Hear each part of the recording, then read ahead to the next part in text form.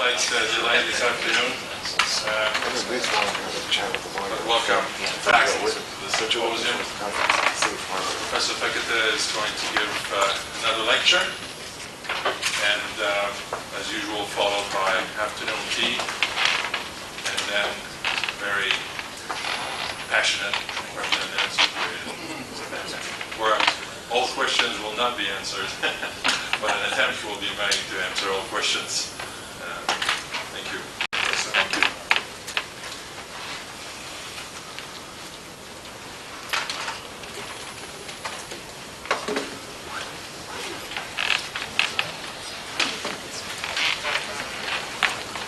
The topic of this afternoon's lecture is gold and the Babeldom of that tower.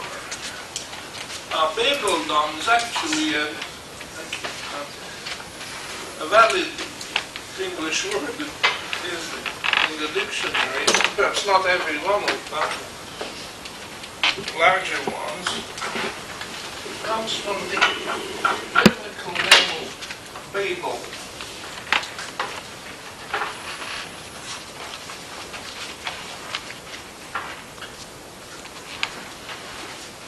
Babel was a city.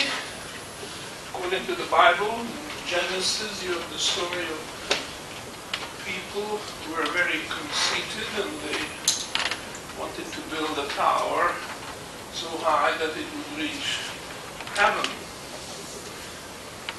And they, in their conceitedness, ignored all warnings that this is not in the power of a mortal, the power as high as heaven.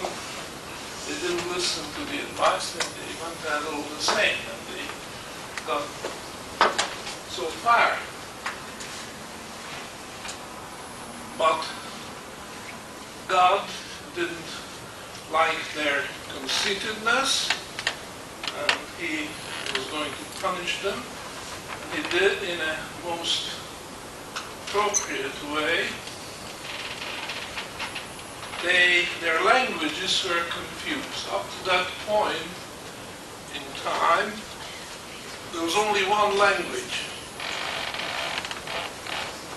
So all the people in the world could understand and communicate with one another. And it's a consequence of the conceitedness of people of Babel that the different languages originated and communication between various people broke down, could no longer cooperate. And that was the end of the Tower of Babel, because they could not continue. So this is very interesting, because of course God could have chosen another way to punish them, could have struck them down, like Zeus, with the lightning arrows, Zeus throwing and destroyed the tower that way. That's not what God did. God, He punished them by confusing their language. This I find very interesting. I guess there was a time earlier on when people poo-pooed on this story, the biblical story, and they said, well, if there was such a tower, we could find its ruins. So show me where this tower was.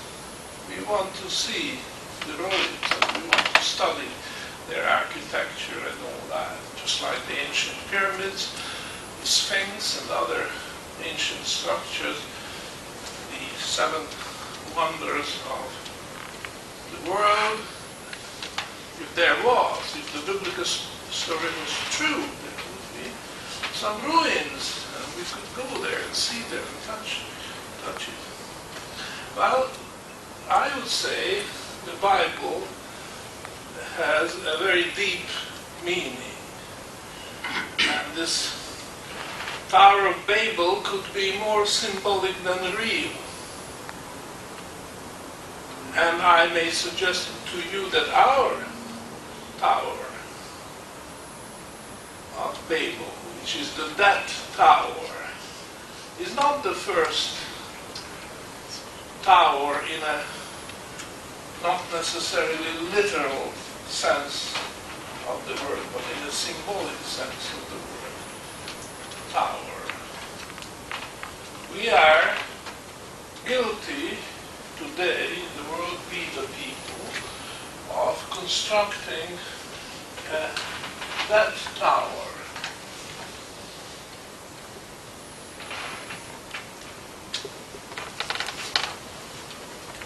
And it is possible that the Bible refers to a similar construction, which was not necessarily physical, that you can touch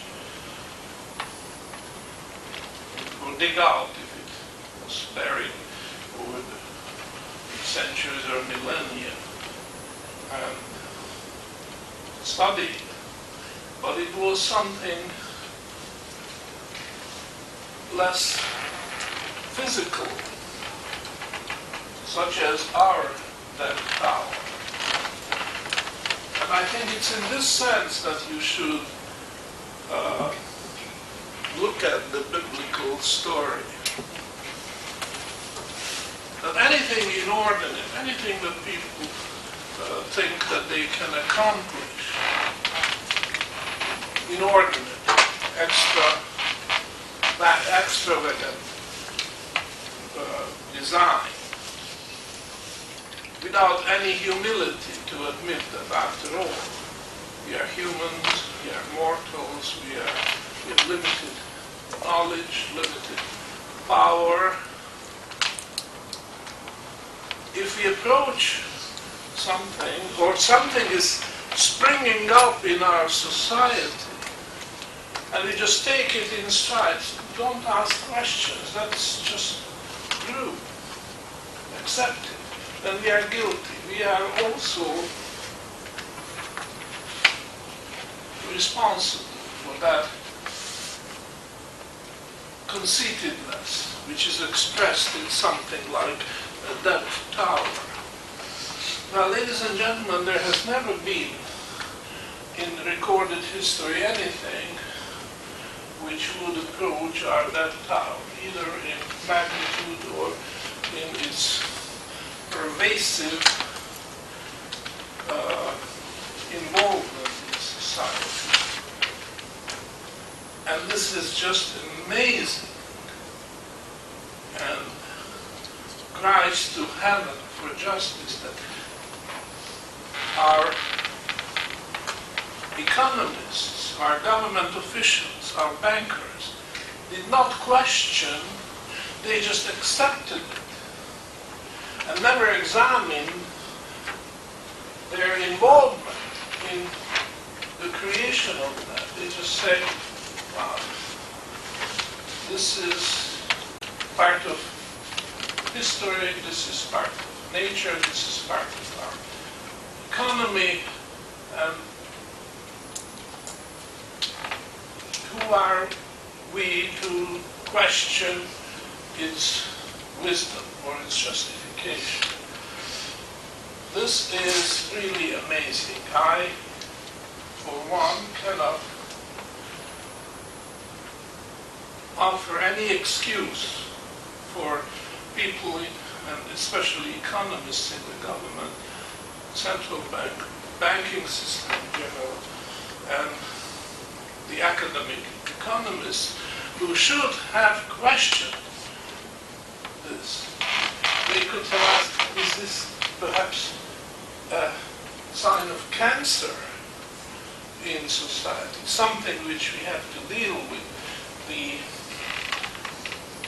approach of the surgeon, calls for surgery. We just have to find out the nature of this and deal with it on its own merit.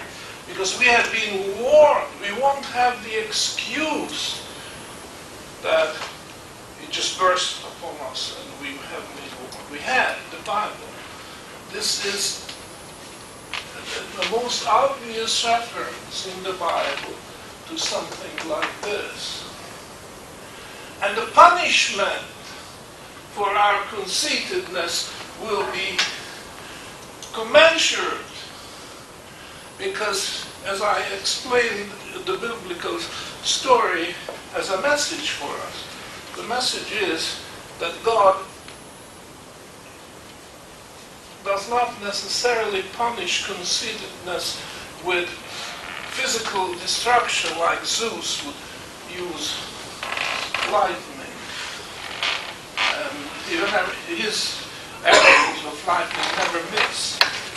They're always on target. That's the Greek god, of course. But as our biblical story suggests, this calls for punishment of a different kind. Because will be punished, all of us. Those who are responsible, but also those who are innocent. They'll be equally punished because God will confuse our communication system. And in this case, it should be clear that this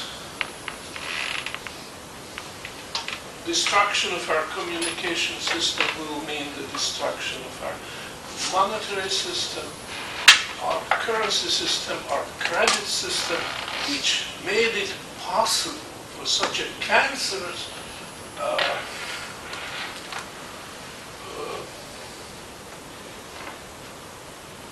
organism to arise. And we just accepted this. We even thought, I'm not meaning anybody in particular, but the leaders of our society accepted this as a necessity, as a good thing. They wanted to benefit from it. And the just punishment at the end will be confusion of communication, and this most likely will be a collapse of the monetary and credit system of the world. Well, ladies and gentlemen, I am suggesting it to you that what a lot of economists have been doing for the past 40 or more years is they have been watching the money supply.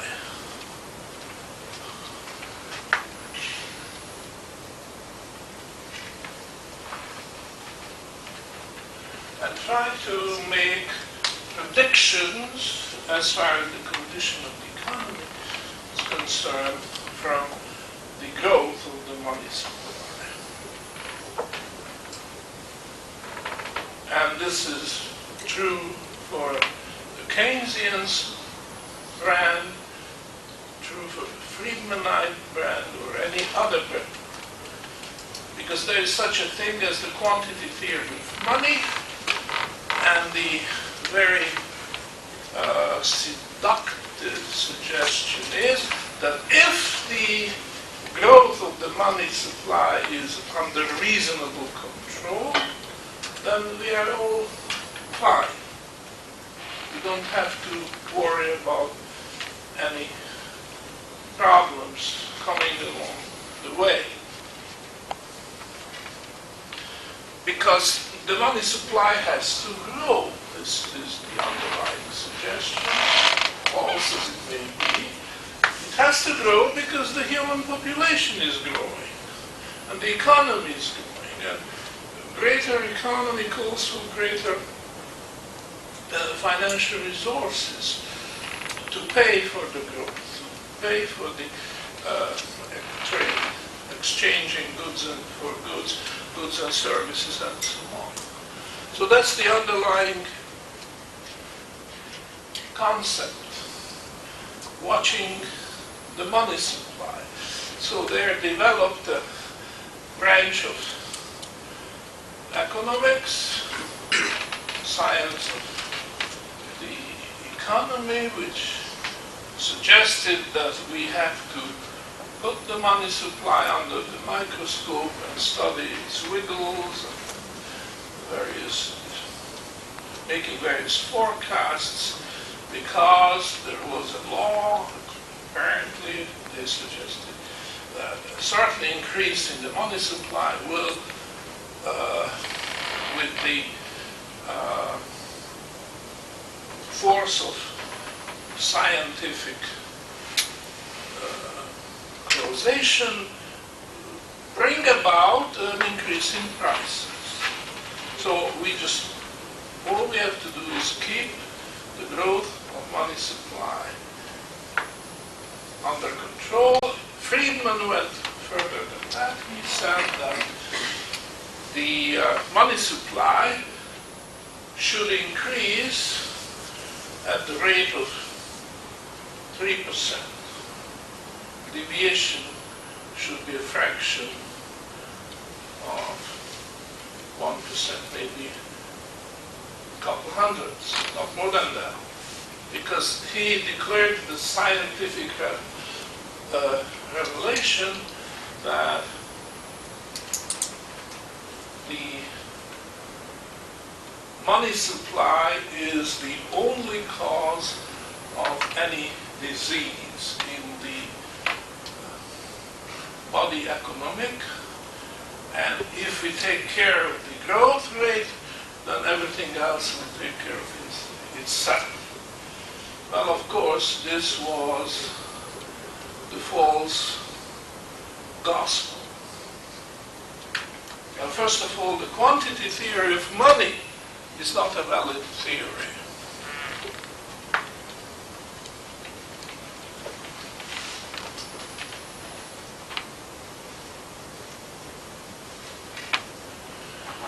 It is, at best, a metaphor or a model, mechanical model, which is not the same as science. What I'm suggesting is not that it never works, but it works only in exceptional situations. Namely, it's a linear model.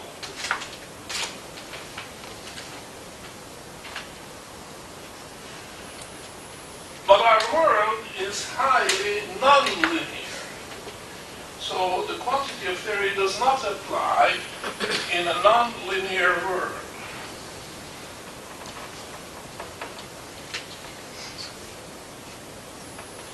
Only in very, very exceptional situations would such a linear model work. For example, if you take a very primitive economy, or even what they sometimes call the Crusoe economy. Crusoe Robinson, this uninhabited island, has so much resources he has to allocate. But let's just say it's a primitive society which has only one market, is the market of food, because people have very little else, and they just have to make sure that they will have their intake of food from one day to the next. It's from hand to mouth existence. There is no such thing as real estate market, certainly no such thing as market for bonds or bills or what have you. There is no stock market, only market for food. Now, under these circumstances, if you increase the money supply, then you can expect prices to respond very quickly, because those who have the new money in their hands will have only one choice: spend it on food or don't spend it. There is no other thing to buy. And in most cases, they will spend it because they will feel wealthy, well-to-do, and they want to give an expression to that feeling, so the conspicuous consumption will be very soon invented and practiced. But that's a very exceptional situation where the quantity theory of money may just work, because the consumers or the individuals who have to make decisions have really no choice but to spend on food. But of course, as the economy gets more and more complicated, people will have a choice. They will have a real estate market. People will carve out property rights over land and other resources, and people will start industry. They will do all kinds of things, and with each activity there will be a certain market arising, and if you have come across new monetary sources, then you have to make a decision what to do with the new money which is in your possession. And once this happens, the whole quantity theory breaks down. And this is actually what is happening today, that the Federal Reserve as the central bank of the United States, which actually provides money for the whole world, not only for that country, because the US dollar is the reserve asset of the world currency. That's why the Chinese have come to sorrow, because they have kept increasing their balance of US dollars, even if it's invented in bonds and what have you, because they are in danger of losing all their savings and all their investments. And it won't be the first time either, because in 1970, or late 1960s, say 1968, 1971, there was a very powerful movement which made the dollar, US dollar, lose its value. And countries at that time, which were important and accumulating reserves in the form of US dollars, such as Japan and Germany, but others as well, but these two were the prime examples, had vast investments, very similar to what the Chinese have today. The numbers were smaller, but of course the real value of those dollar balances was much higher in the 1970s, early 1970s. And what happened? What happened was that, for example, the Swiss franc, which at that time took 4 Swiss francs to buy $1, started appreciating in value, and because the dollar lost value. So it wasn't really the Swiss franc which moved up, it was the US dollar which moved down. And in the case of the Deutsche Mark, it was very similar. The Deutsche Mark took 4 Deutsche Marks to buy US dollar, started appreciating against the dollar as well. So the dollar lost value. And the same happened in the case of the Japanese yen. It was even more pronounced. I remember very well in the 1970s, early 1970s, it took more than 300 yens to buy a US dollar. And if you look at the same figure today, you find that it's around 80. So, but a lot of that change in the currency rate took place then. Of course, you have to look at the rest of the history as well. But in a few years' time, the US dollar lost about a third of its value in terms of other foreign exchange. Now, you never heard anybody say ouch, but when somebody loses wealth at the rate of 1 to 3, or 1 to 1/3, to be more precise, then this is a lot of destruction of wealth. And you will expect to hear a lot of ouch. People, companies, governments, banks, feeling the loss. You didn't hear any. Why? Well, there was a good reason for that.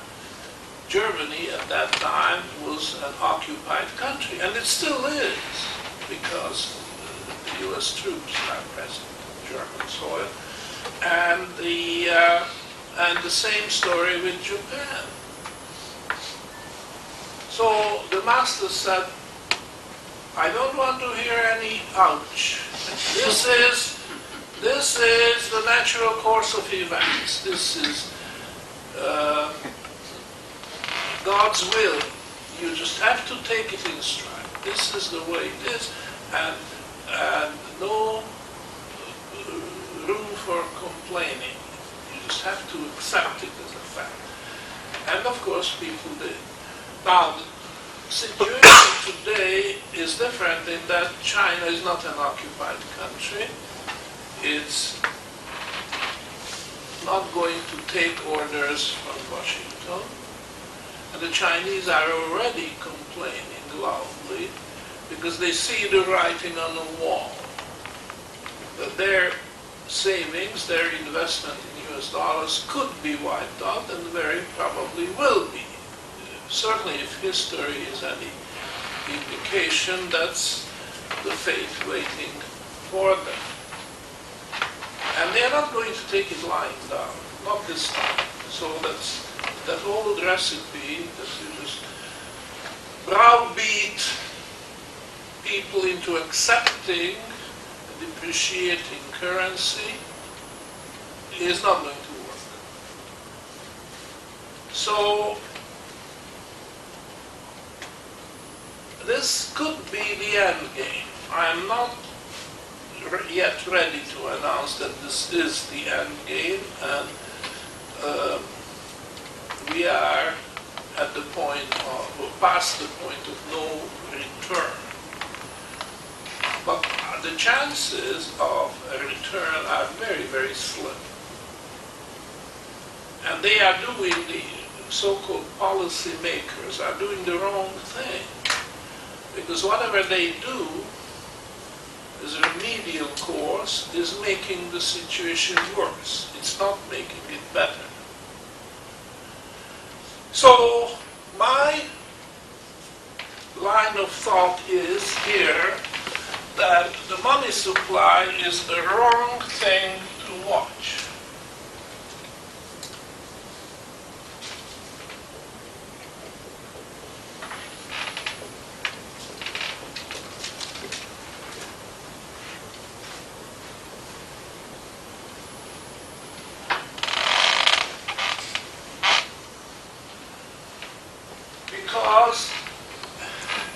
Because of this possibility of people using money for different purposes. It could be a good thing, could be a bad thing, and the causal effect is confused. It's not clear-cut. The thing to watch is the growth of total debt. In other words, it's the debt tower. That is the thing to watch, that is going to give you the signal that we are approaching a final showdown. And I've been saying that for the past 10 years, because people were obsessed with the money supply. After all this propaganda from people like Friedman and others who say the quantity theory of money explains everything. Well, to my mind, it explains so little that it's practically meaningless. Much more you can learn if you want to see the future or the direction in which we are going more clearly if you watch the Death Tower. And as a matter of fact, the Death Tower has not started growing significantly until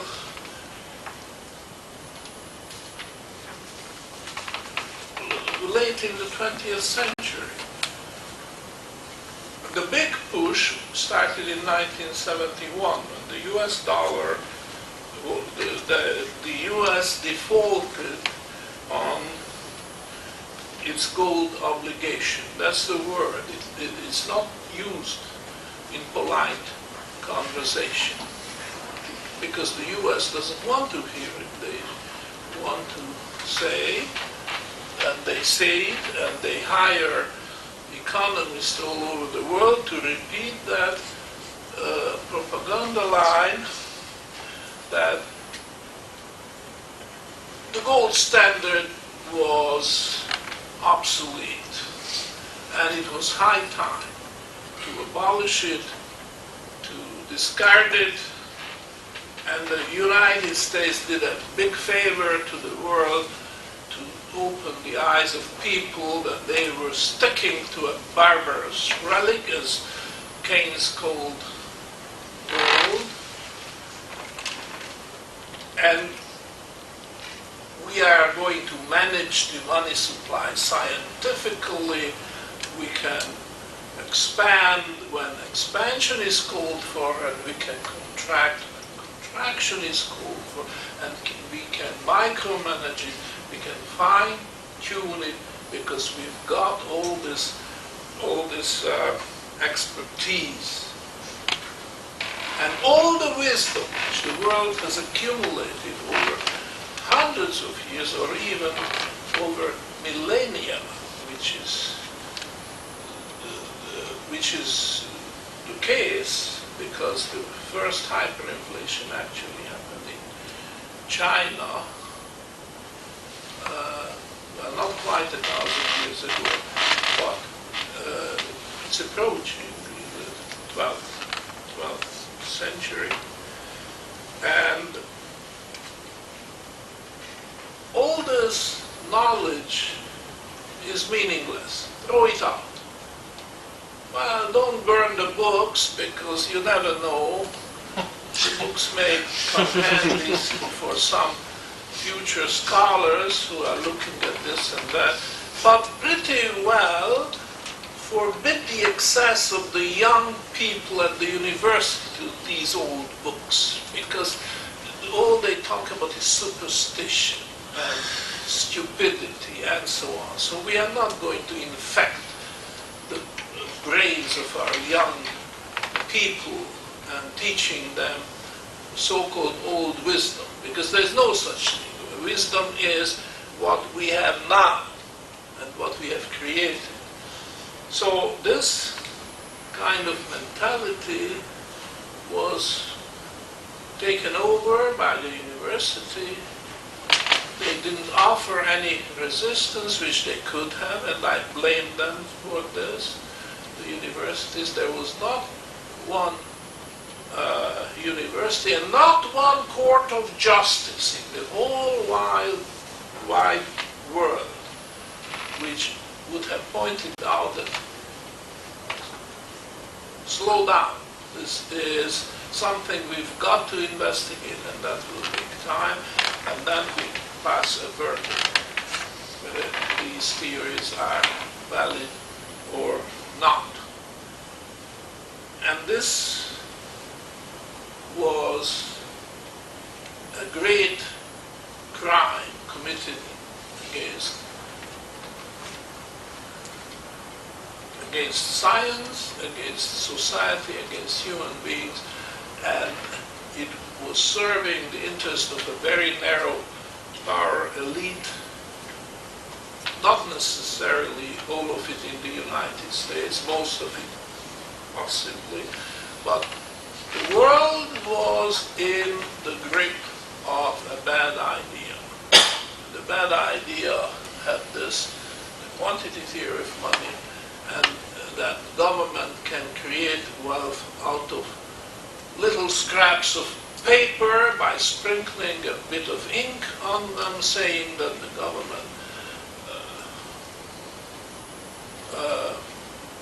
promotes this piece of paper as money and makes it legal tender, which means that the constabulary and even the army can be called in to force people to accept it. Well, it didn't come to that, because people were sheepish enough and even stupid enough to listen to this propaganda as if it had come from a respected source of wisdom. It didn't. It just was concocted for the purpose to fool the world, that you can create, the government has the power to create money out of thin air. And as a result, you didn't have to call in the constabulary, you didn't have to call in the army or the Air Force. But that doesn't mean that the day is not coming when it might just be necessary to call in the army to enforce the legal tender provision. And the government can start confiscating private property indiscriminately by charging people that they disobey the legal tender legislation, which makes it incumbent on everybody every creditor to accept printed promises, meaningless promises, backed by nothing in payment of that. Now you might say, well, those creditors who were stupid enough to do that, serves them well. They did it, they had the money to burn, so I don't feel sorry for them. Well, the fact is that we are all creditors to the extent of our cash holdings or even our future cash flow, because if you accept a banknote, then you have become the creditor of the issuer of the banknote. Just think of it, think it through. There is no way to escape the conclusion that if you have any kind of cash balance today, it could be any currency, name it, whatever currency it is, you are a creditor. And in fact, you are the most vulnerable of all creditors, because the really rich creditors have a variety. Sure, they have cash balances, but they have a lot of other things which will either make them immune or even compensate them for the loss which they could suffer on their cash account. You know, if they hire the right kind of expertise, they can avoid the currency depreciation, the debasement of the dollar, which has been going on so shamelessly, especially since 1971. So there is no easy way out of this. You have to realize that you are being victimized, because for your survival you do need money. and money has been hijacked by the governments, especially the government of the United States. First in 1933, when it confiscated the gold of its citizens against the Constitution, because the Constitution does not allow a wholesale confiscation. If the United States government has to confiscate something or expropriate something, like a piece of land, if they want to build a highway through that land, then it has to be on an individual basis. There's no such thing as wholesale confiscation in U.S. jurisprudence, because the individual has the right to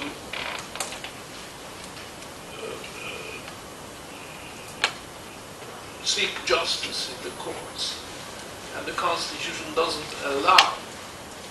There is a legal term for that, perhaps somebody could think of this. The legal language is saying it a little differently. Well, doesn't matter. Due process? Yeah, that's right. If the government wants to expropriate, it is subject to due processes, which means individual cases. There's no such thing as wholesale confiscation of gold or wholesale confiscation of surplus wealth or whatever. It has to be due process. Thank you. So this is the problem then, that our monetary system has been imposed on us. Our legal tender laws have been imposed on us, and we didn't have an opportunity in an open debate or discussion to investigate the pros and the cons. And we are being victimized day in, day out. And that is going to end badly. When? We don't know. But it's going to end badly. Now, this sounds like high sounding words of a preacher, but we have the facts. And the fact is that tower, which burst on this world unannounced, unexpected, and unexplained. And in fact, any discussion of that tower and its growth is being discouraged. But it is increasing at a fantastic and further accelerating rate. And this is, if there ever was a danger signal, then this is it. Because it is not sustainable. This is a runaway debt, which is like a deluge. It could make us all drown in a sea of debt. We are all vulnerable. The very basis of society is upset, is revolutionized, and it will be very difficult to escape from its consequences. And the problem is not being studied. Isolated attempts exist, but they are all, or not all, but most of them are on the wrong track because they approach it through the quantity theory of money. That's the wrong approach. This is the dog, and the quantity of money is the tail of the dog. And you cannot make the tail of the dog wag the dog itself, which this other approach is trying to do. So they are on the wrong track. You have to study this phenomenon on its own and try to understand it. So, in order to understand it, we have to do a quantitative analysis and a qualitative analysis as well. The quantitative analysis is the rate of growth. And although it did slow down a little with the great financial crisis of 2007, it did slow down, that's undeniable. However, that is little comfort, because the rate could go back, and probably it will. And it doesn't offer any protection, because what is happening at the same time is QE1, QE2, and possibly QE3 and further QEs, which means the government is, through its central bank, in this case the Federal Reserve, is increasing the money supply by hook or crook. And as a consequence of increasing the money supply, they expect to start the economy grow again. This is the expectation. And in the previous lecture I made an effort, but I think it will take more than one lecture to bring the message home that it's not simply a matter of more money means higher prices. That's a very simplistic approach. This is because our world is non-linear. So more money doesn't necessarily bring about higher prices. It could have other outlets. Money, just like water, will not flow uphill. And that's what the quantity theorists try to make you believe. And also the economists who work for the Federal Reserve. They want to persuade you, want to make you believe that money can flow uphill because the government has the magic wand, and the old story of the sorcerer's apprentice is no longer valid because the modern apprentices of the sorcerer they know the studied gestures they need to do, and then money will start flowing uphill against the laws of nature, the laws of physics. But that's a dream, and it's not going to happen that way. And what actually the government does with the QE1, QE2, QE3, which is basically just a fancy word to cover up a drastic increase in the money supply through the monetization of government. What it does is absolutely counterproductive. So rather than bringing about higher prices, which they say, or Bernanke says, it frighten people into spending money because they realize that money will be worth less, so they better spend it faster. Rather than doing that, it will have the opposite effect of pushing prices down. At different rate, to be sure. I'm not suggesting that the price of crude oil will fall at the same rate as the price of computers. I'm not suggesting that at all. But the tendency will be for lower prices. And why? The reason is, as I mentioned it already in the previous lecture, the reason is that the way the government increases the money supply is for the central bank to buy bills and bonds and notes. But when the central bank buys these instruments, the price is going to go up. And as the price goes up, thanks to the seesaw effect, the interest rate comes down. And then there is another effect, the linkage effect, which suggests that falling interest rates and falling prices go hand in hand. There is a leash, so there are lags and leads. It's not an immediate effect. You just have to study each individual instance of this to understand what's going on. But by and large, the linkage exists. You cannot ignore it.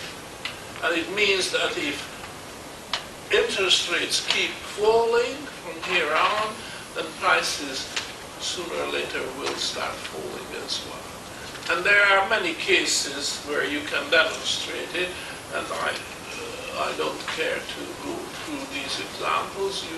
You can think of examples and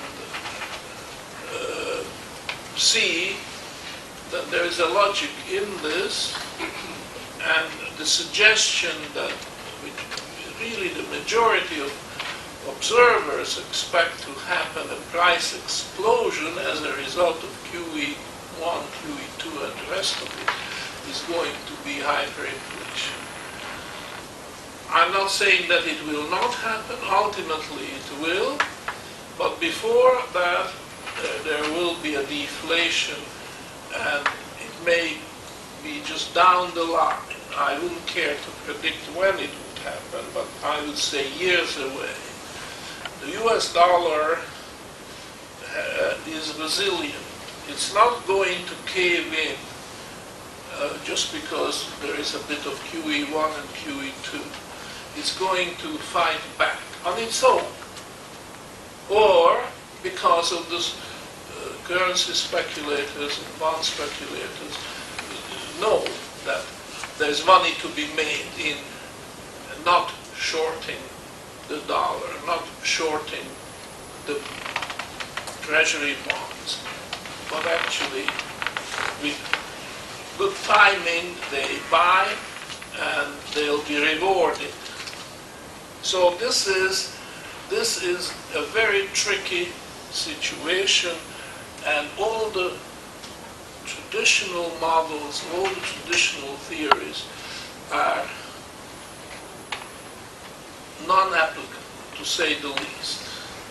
But in some cases they are directly opposite to what is happening, because the government action is highly counterproductive. Rather than bringing about the desired result, they'll bring about just the opposite result. I've been saying that for something like 10 years. I'm saying that in writing, I'm saying that in lecturing, and traveling, and trying to tell people with very limited success, or in some cases no success whatsoever. But that is the situation, frightening as it is. I'm myself very frightened, because at the end of the road, it's breakdown of law and order, it's breakdown of civilization.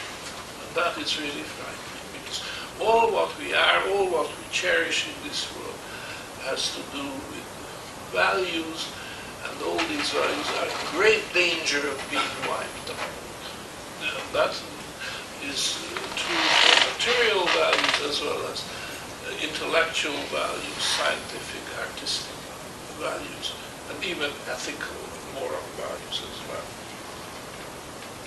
So that's what we have.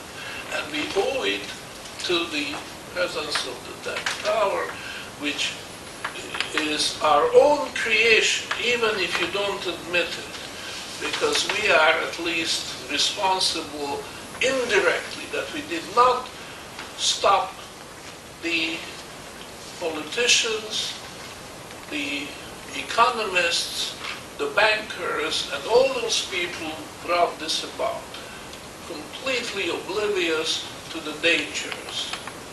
That is the real danger. The money supply is another story. I'm not saying that it could not do damage, but the real cause of our trouble is the debt tower. Now, how are we doing in time? We should probably stop for afternoon. All right. After After the break, I will say a few more words and then open the floor for discussion. Thank you, Professor. Thank you.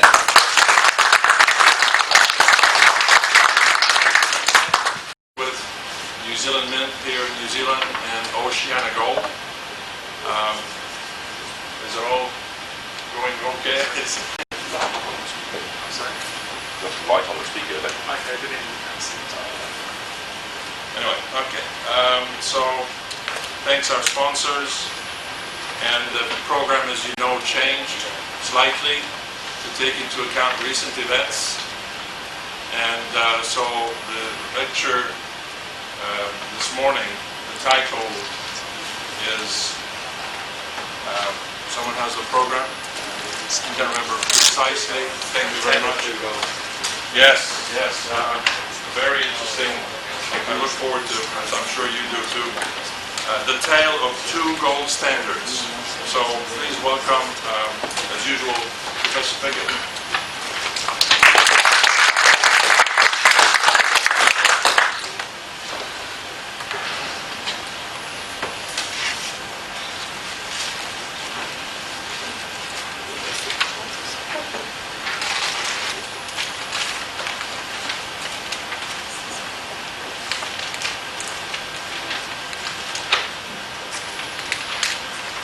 Good morning, ladies and gentlemen.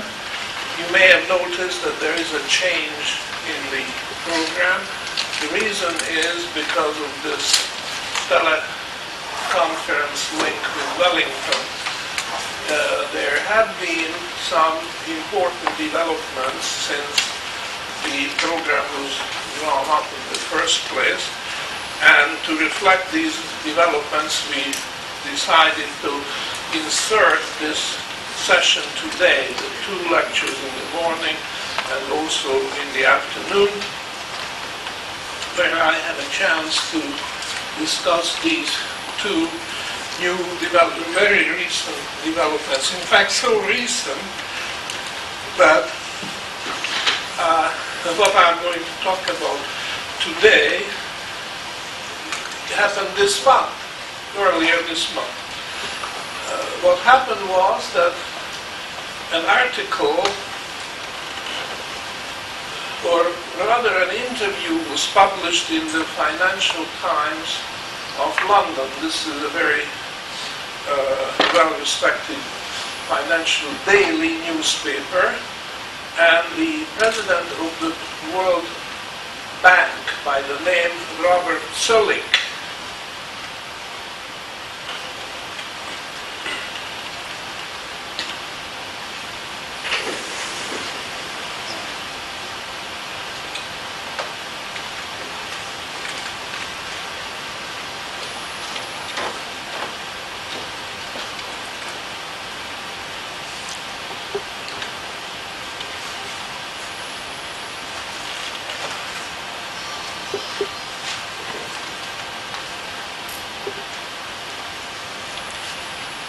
gave an interview to the newspaper in which he dropped a hint about gold, which is almost unprecedented in the recent history of the establishment and its relation to the gold market.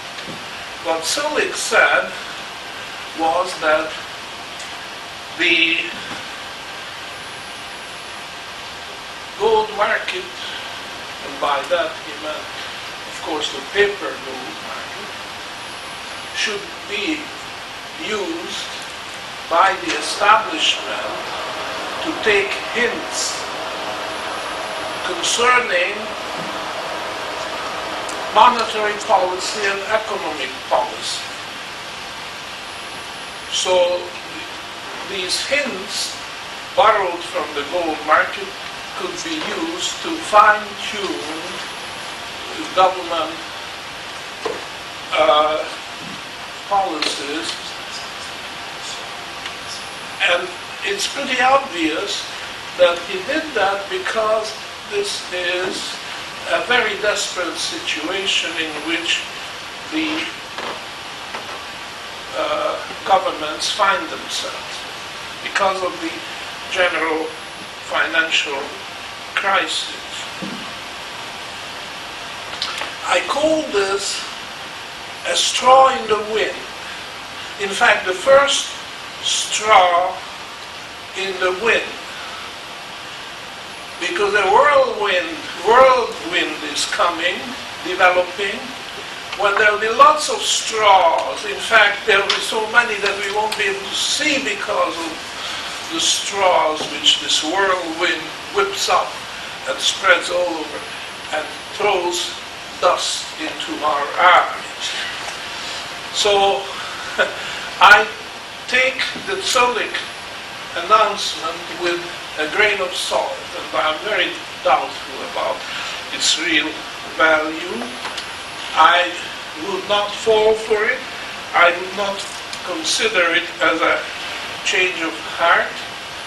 I just take it as a sign of desperation on the part of the establishment. One has to know that Zolik was a U.S. Treasury official before he, obviously as a reward for his faithful services to the U.S. Treasury, before he was appointed to this basically a sinecure job.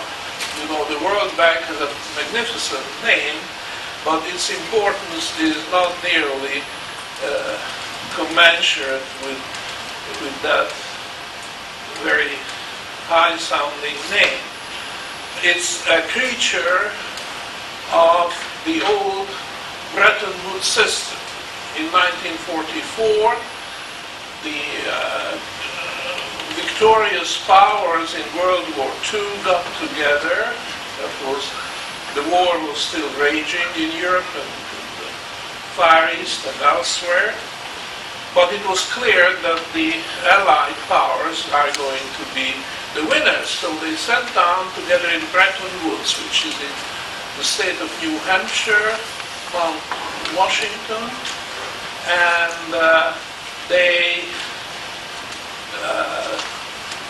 tried to draw up a system, the blueprint for the new monetary regime, which should start operating just after the victory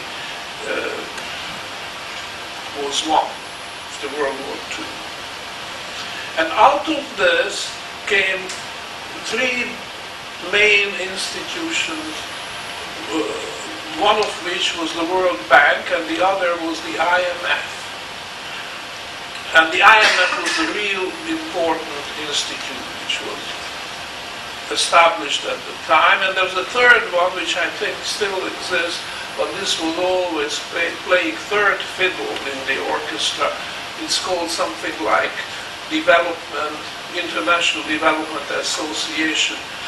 The original idea was that the World Bank would make hard loans and this development association would make soft loans to countries which did not have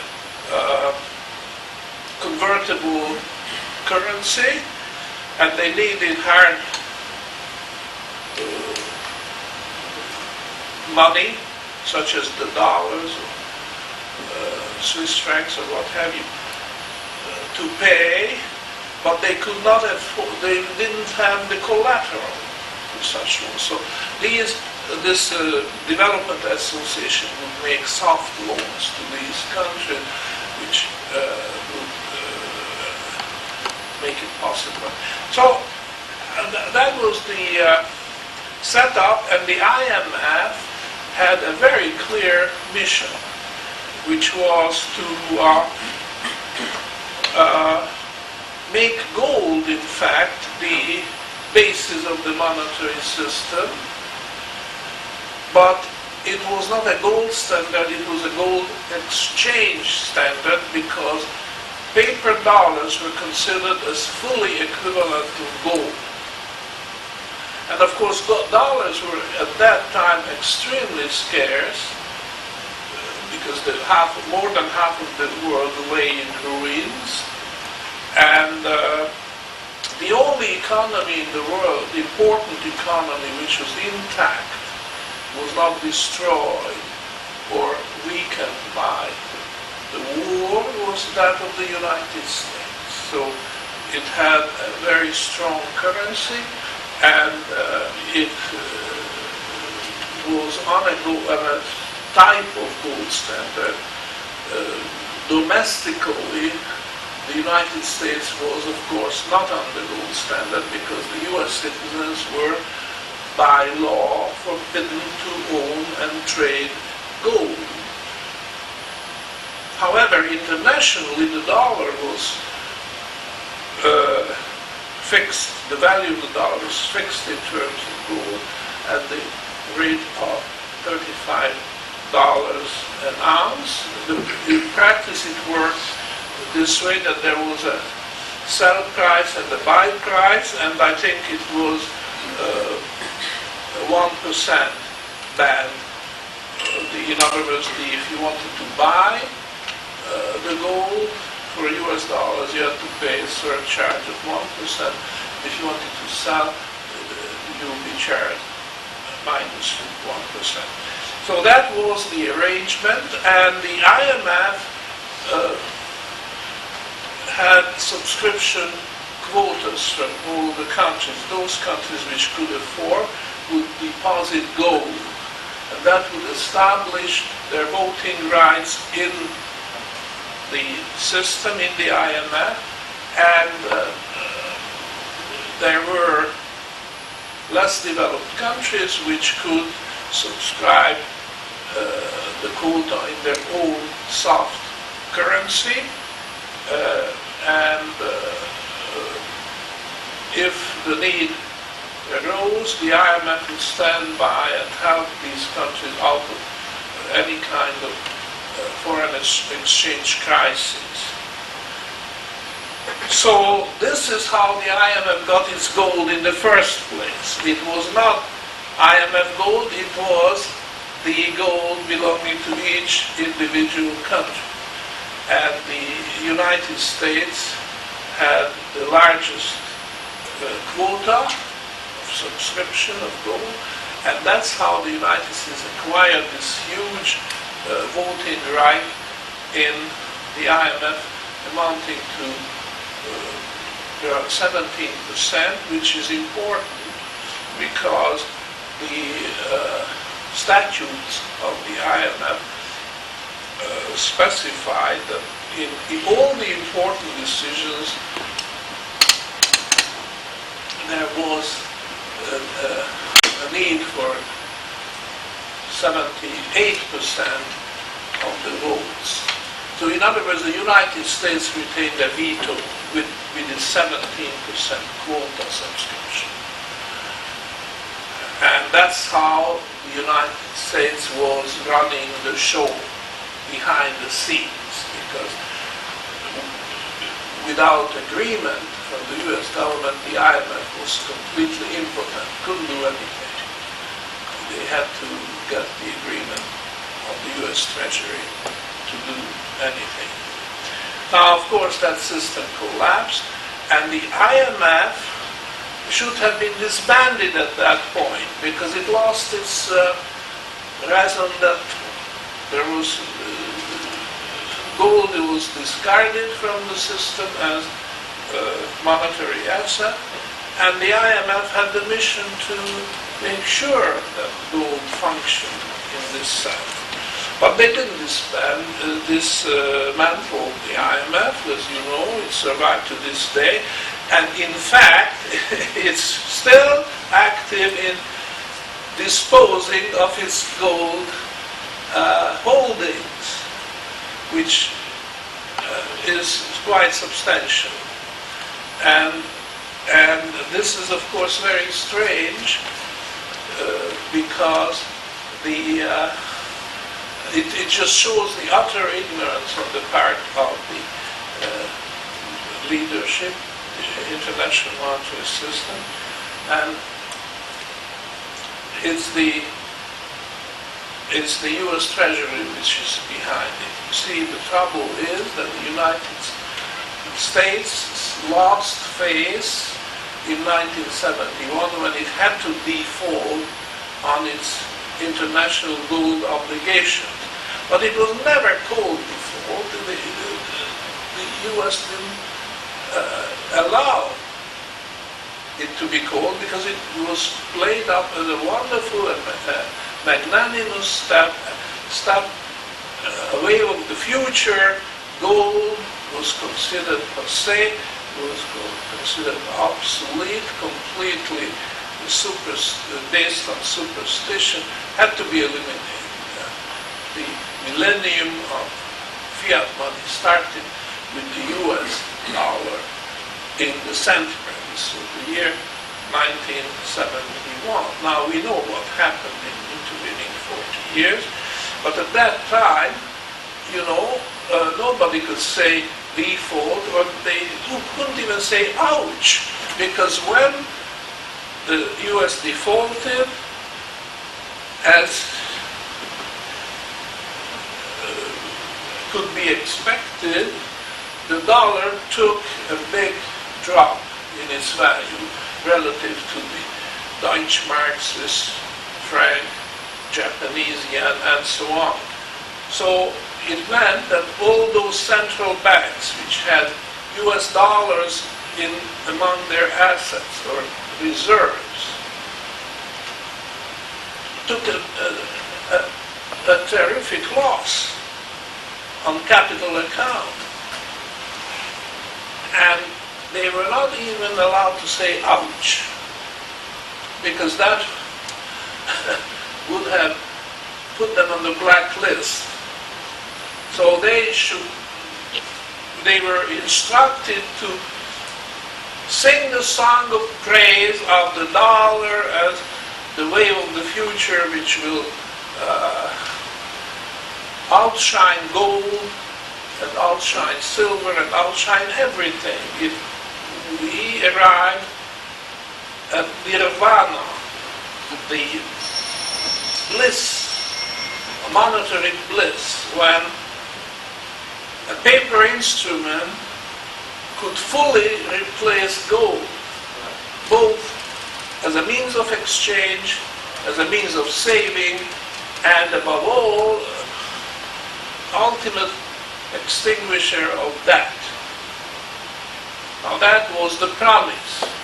And if you look at our situation, our miserable situation today, then you see that this promise not only was never fulfilled, but in fact it was so totally illusory and ridiculous that we should be ashamed of ourselves that we ever gave it any credence or any credit that it could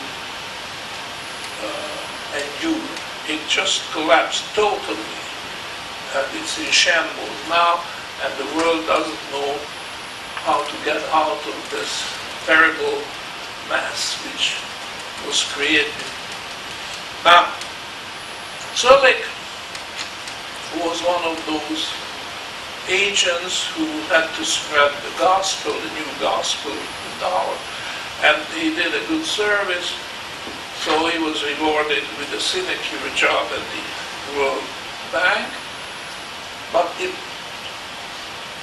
tells you about the desperation which people who are running the world's monetary system find themselves. And as I say, I consider it as a first straw, misleading, totally unworkable, the idea, and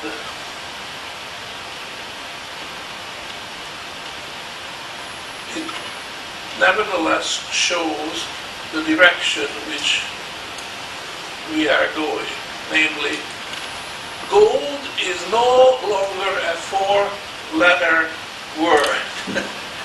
Although it is, I mean, count G-O-L-D, but it has assumed a status that it can be used in polite company.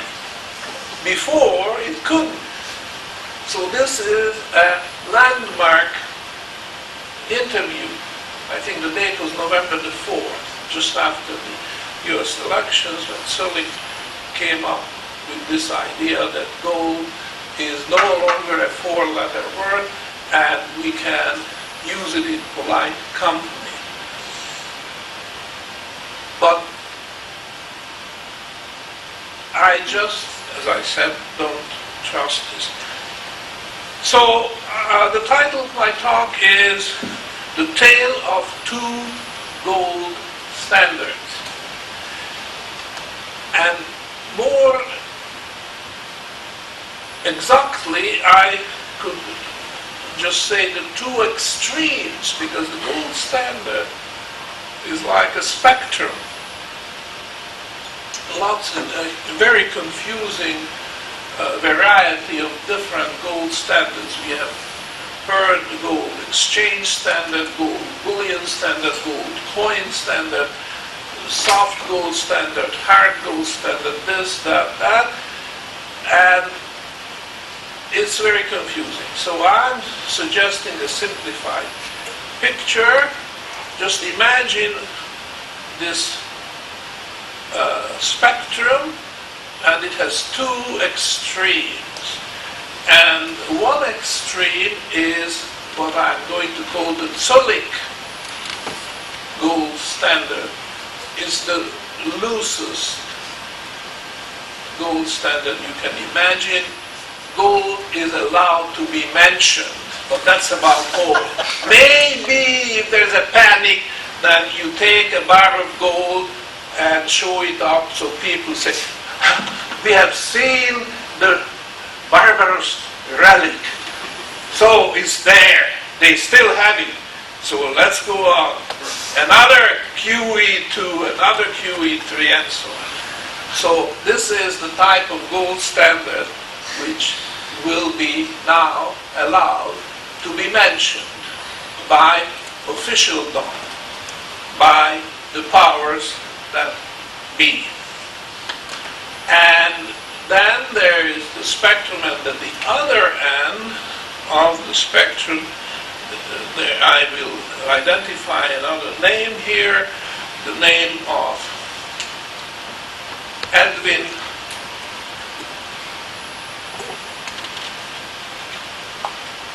Vieira,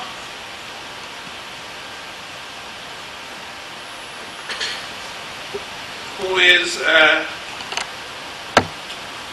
constitutional scholar, a legal scholar, a lawyer who is practicing law. In fact, he represented several lawsuits which went all the way to the Supreme Court of the United States. Now, very few lawyers are licensed to present or represent cases at the highest level. And, well, Vieira is one of them, and he has represented quite a number of cases.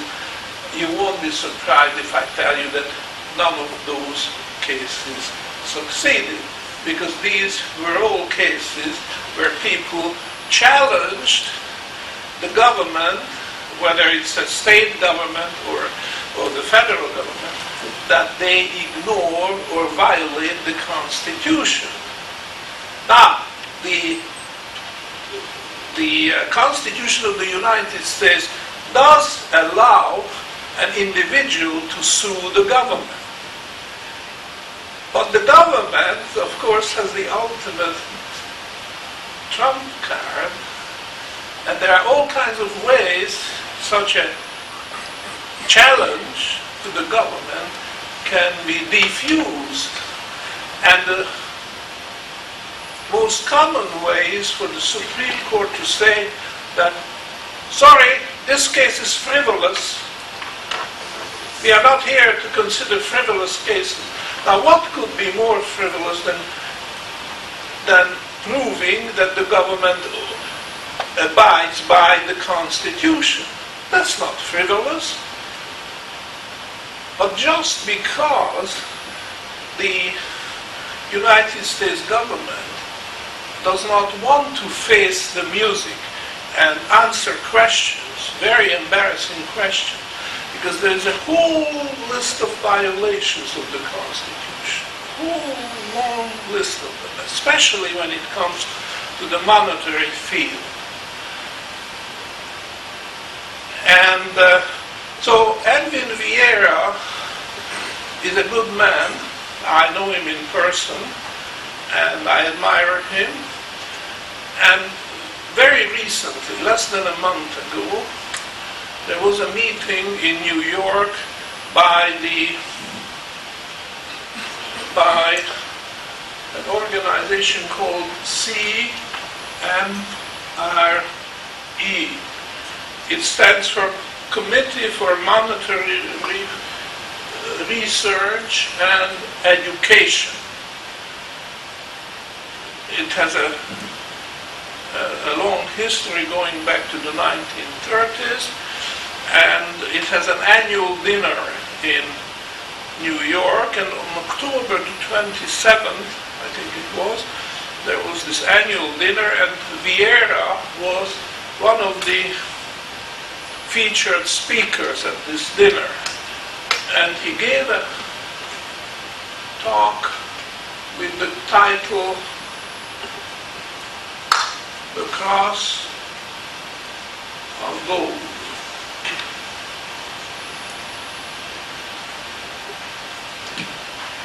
And in this talk,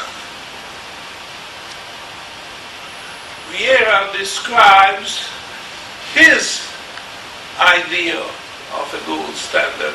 And this I would put at the other extreme of the spectrum. The gold standard that it should be, not as the powers that we would want it. And I can recommend this paper. It's on the internet. I cannot give you the exact reference, but the website from which I downloaded my copy was Agata. .org. .org. It's not .com. It's Gata, but .org. Oh, okay.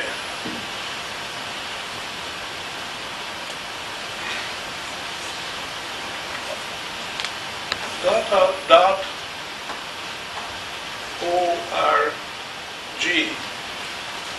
They published at least the excerpts from this address, and I can very highly recommend it. I'm only giving you the idea in a nutshell.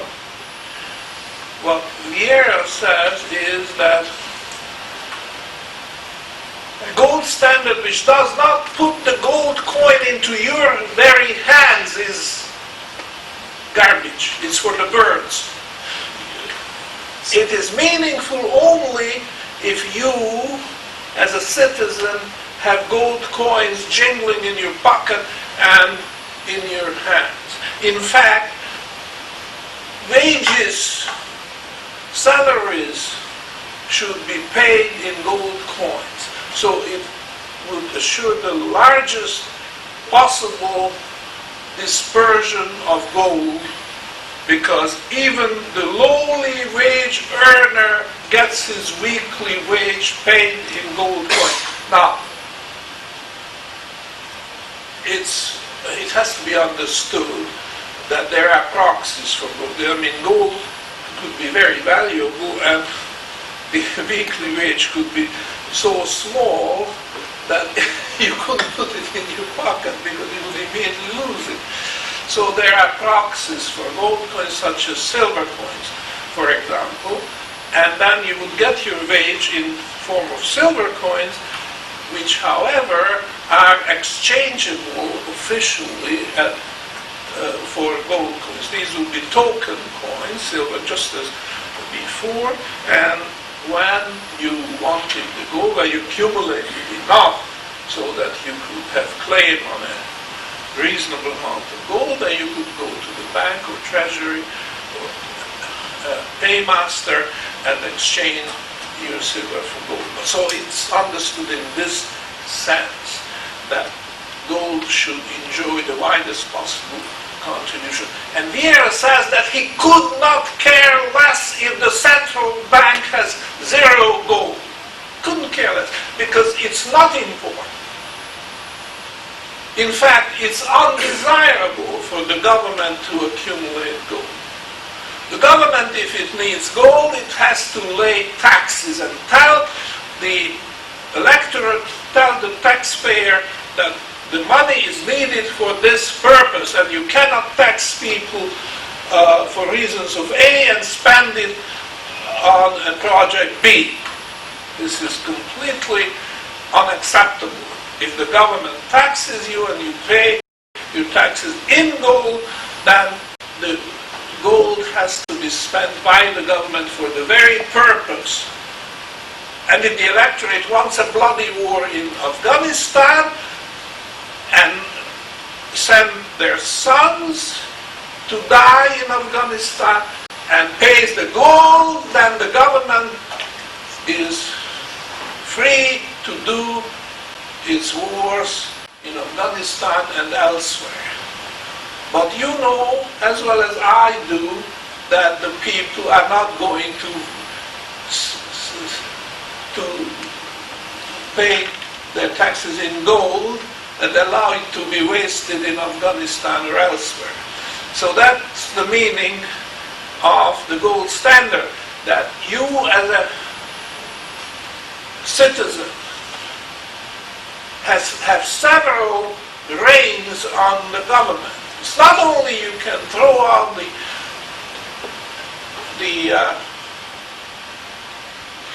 scoundrels, is that at election time.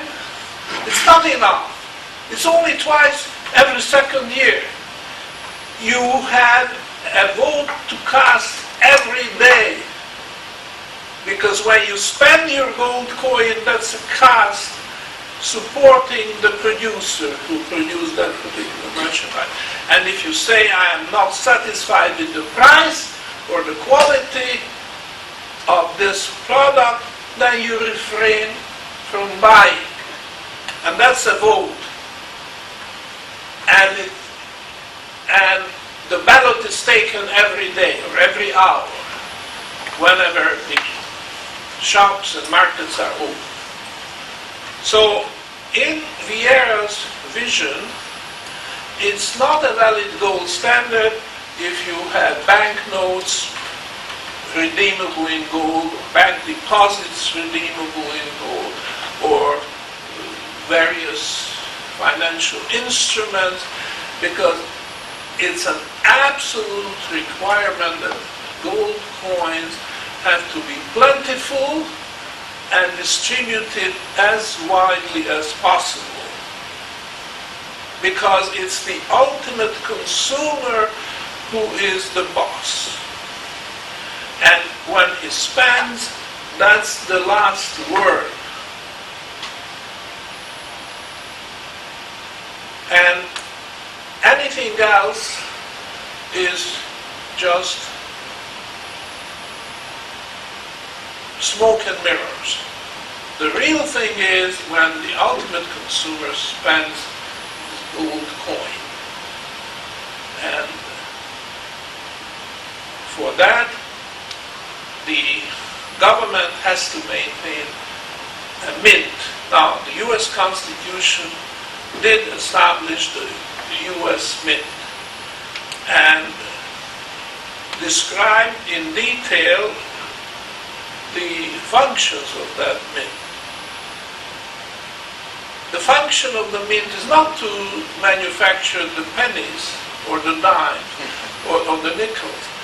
The function of the mint is to take the gold from any individual who brings it to the mint, gold and silver, and ounce for ounce it should give back the coins of the same weight and same fineness of bullion. Now there is obviously a cost involved in producing these coins, but this cost should be absorbed by the government. Same way as the government absorbs the cost of maintaining highways in good repair. This is even more important than maintaining highways in good repair. And so it means zero seigniorage. Seigniorage is a technical word for the surcharge which kings and princes apply to the gold. They had mints, people brought the bullion to the mint, but they did not get 100% bullion, same fineness back. They got whatever, 95%, maybe more, maybe less. But this difference was called the seigniorage, suggesting that the king or the prince had the right to make a charge on this conversion.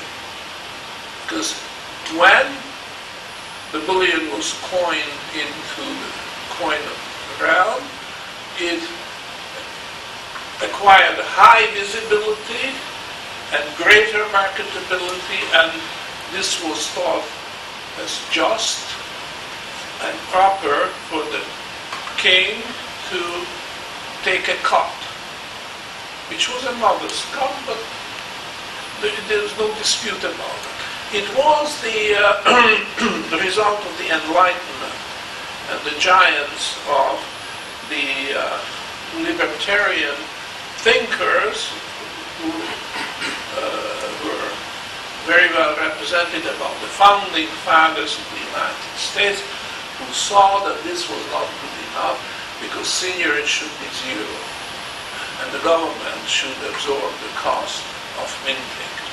Why is that important? It is important because only then will the people be put in charge, because with this provision the decision just how much money should be there in circulation was put into the hands of the people. You don't need central banks, you don't need representatives or appointed agents, because the people directly decided how much money should there be in circulation. Because if you as a citizen decided that there is not enough money in circulation, there is a shortage of money in your opinion, then you could do something about it. You could take old jewelry or silver plate, take it to the mint and exchange it for gold and silver coins, ounce for ounce. You get the same thing back in coin form. So you as an individual have contributed to an increase in the money supply. If enough people agree that there should be more money, then enough old gold jewelry, gold plate will reach the mint and be coined. And conversely, if you think that there is too much money in circulation, which happens sometimes, believe it or not, it does happen, then you could either hoard the coin, or you could export it, or even melt it down. That's your constitutional right. So the people are in charge, not the central bank. The United States Constitution has zero words to say about central bank. Although at the Constitutional Convention the idea of a central bank or a chartered bank, governmentally chartered bank, was discussed. The founding fathers rejected the idea that it's not a good idea to pick a few banks and promote them to have this enormous power, in fact unlimited power. If you have the right to coin money, then you have an unlimited right. And this was made very clear that the government should be a government of limited and enumerated rights. It should not have unlimited rights. So even if you say limited rights is not enough, they will have to be enumerated. Number 1, number 2, number 3, and so on. For example, defense, or the legal structure of the country, establishment of courts, and defense in the time of war. No standing army. Just if there is a danger, then there should be an army created ad hoc. Peace comes, army disbanded, and so on. These were the original idea of enumerated powers. And whatever powers were not enumerated were reserved either to the states, which had to be enumerated as well, and if they were not enumerated either at the federal level or at the state level or the municipal level, if you want, then the right was reserved to the people themselves. And that was the only allowed unlimited power which the people retained.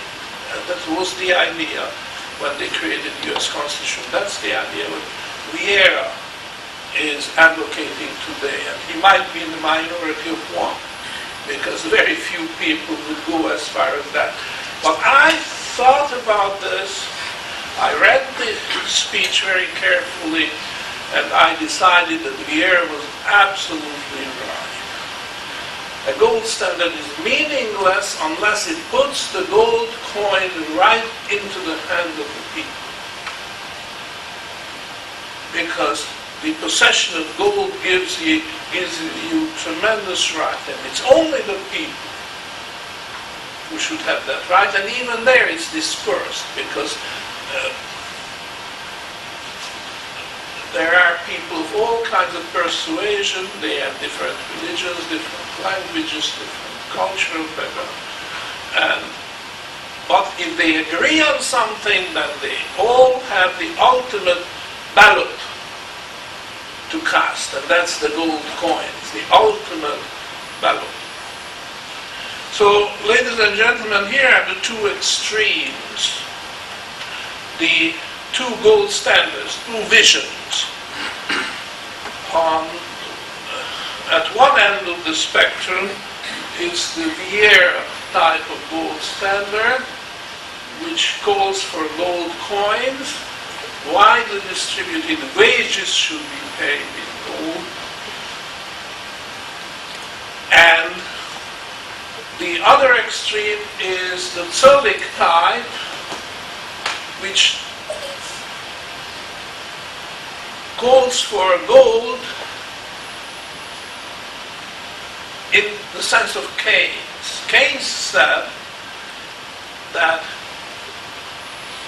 the problem of the lust for gold belongs to psychopathology, because it's the discipline of the psychopathologist to explain why the palms of people are itching to touch the stuff.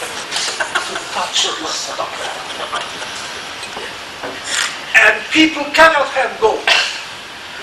If people still want gold, tell them that that's in Keynes, verbatim.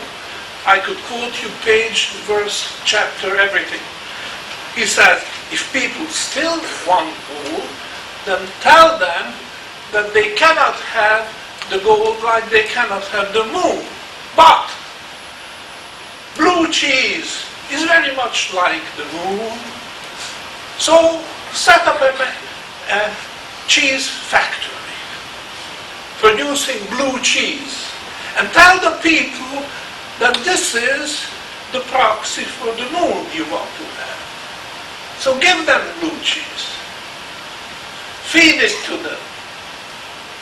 You wrote That, he did say that. It's in the general theory. And, ladies and gentlemen, what happened? The governments liked the idea. They did set up a cheese factory, except that it's green cheese factory, greenback factory. They are printing the greenbacks, QE1, QE2, QE3.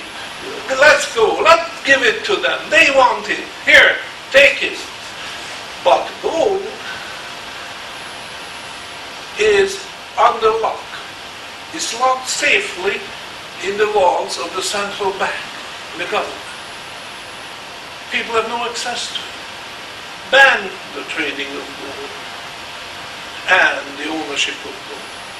Because people just don't have the intelligence. They don't have the wisdom. It's the government. And when this happens, then give it a few decades and you find yourself reduced to slavery, because that is the fact today. The citizens of various countries, people of the world, have been reduced to slavery. They may not feel it because they can still buy cars, television sets, freezers, this and that. But in effect, they are slaves because the government runs their lives. Government tells them what they can do and what they cannot. And the difference is exactly the access to gold. If you have no access to gold, then you don't have freedom.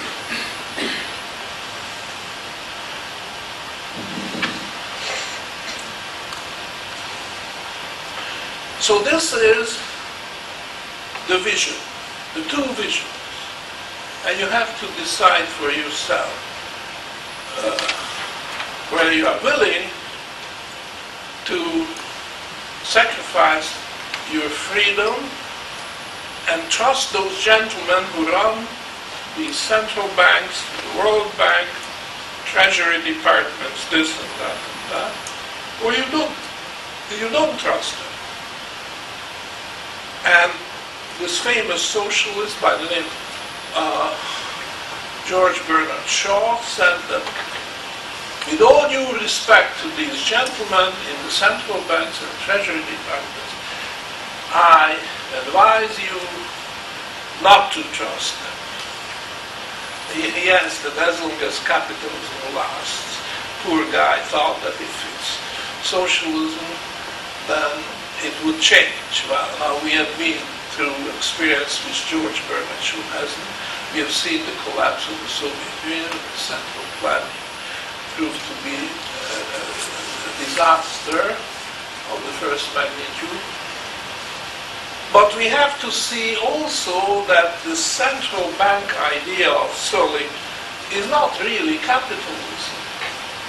Because capitalism assumes the free disposal of people of their gold coin.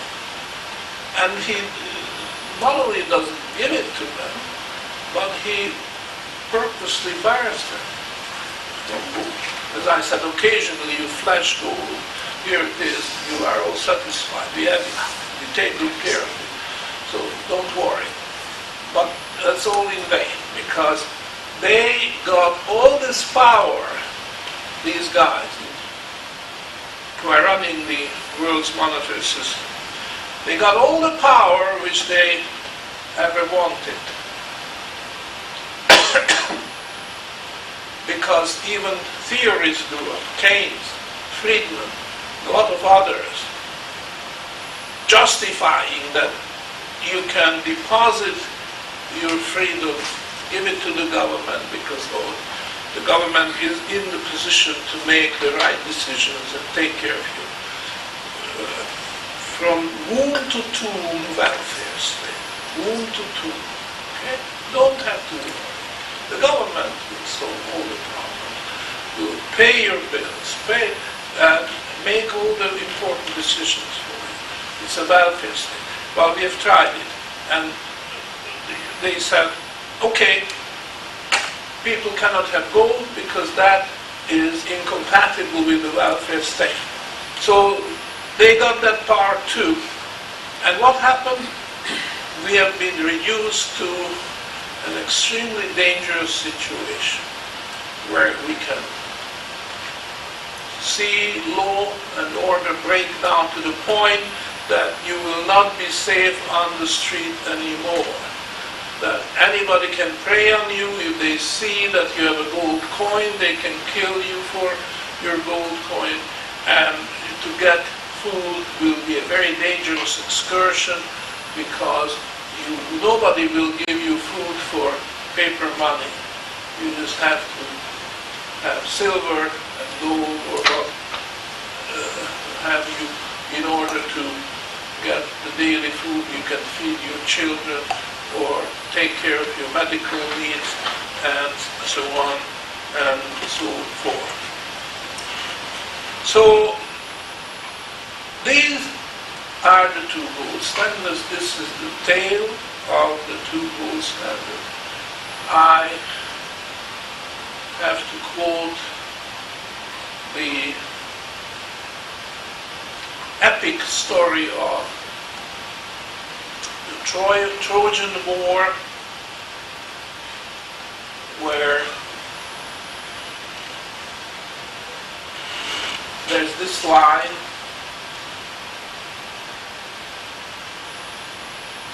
Timeo Danaos et dona ferentes. It's the Latin translation from Homer's. It's from the Aeneid, the Virgins, but it's really a story of the Trojan War. What happened was that the Greeks who were sieging Troy for 10 years unsuccessfully couldn't take the city.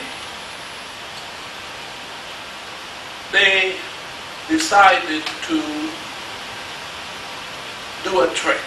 And the trick was that they built a huge wooden horse and filled it with Greek soldiers armed to the teeth and hid them in the belly of the wooden horse.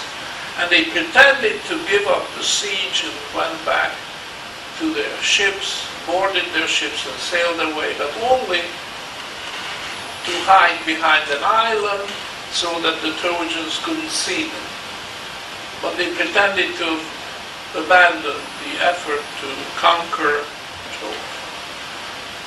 And they left a hint that this horse, wooden horse, was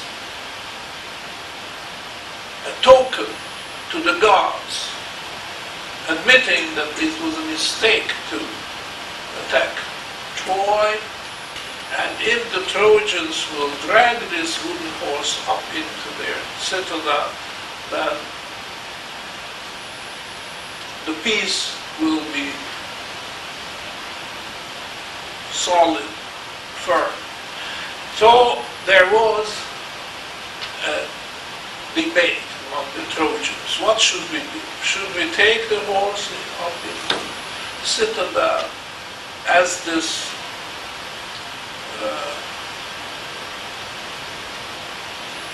signal suggests, or should we be careful? And this was the high priest of Troy who said, Timeo Danaos et dona ferentes, which means in literal English translation, I fear the Greeks, especially when they bring gifts. Especially when they bring gifts. But that's what Vieira says about the efforts of Zölik. Well, Zölik happened after Vieira, so Vieira didn't know this was going to happen, but he did predict that something like that will happen, and it did happen within a week or two. He says, don't trust anybody like Zölik saying that we thought about it, gold was not such a bad idea after all, so let's just show people gold, the gold is there. Don't discourage them from acquiring it, to have it in their possession, because that's, according to Keynes, psychopathological. We don't want to encourage psychopathic behavior in our society. We want people who are free from superstition, free from all kinds of greed and this itchy palm syndrome. We are not going to support that. But gold is there, it has a place in the firmament, and we just show it to people. Ladies and gentlemen, this is the Greeks bringing gifts. Don't fall for it, because they have evil designs. And therefore, I think I am on the side of Vieira, advocating the gold standard at the other extreme, which puts the gold coins where it belongs, into the hands of people, and let the people decide whether they want to spend it, or hoard it, or melt it down to create jewelry for the lovely ladies, their wives, or their sweethearts. And that is, as it should be, is the people who should decide. It's not the government. So on this note, I finish, and we'll have a break, and after the break, we can have...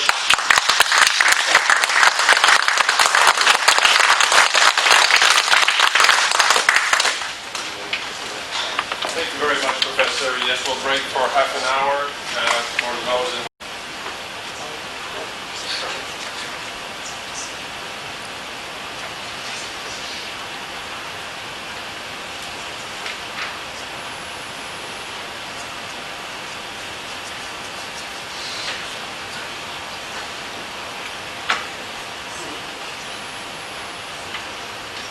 Okay, so who wants to ask the first question?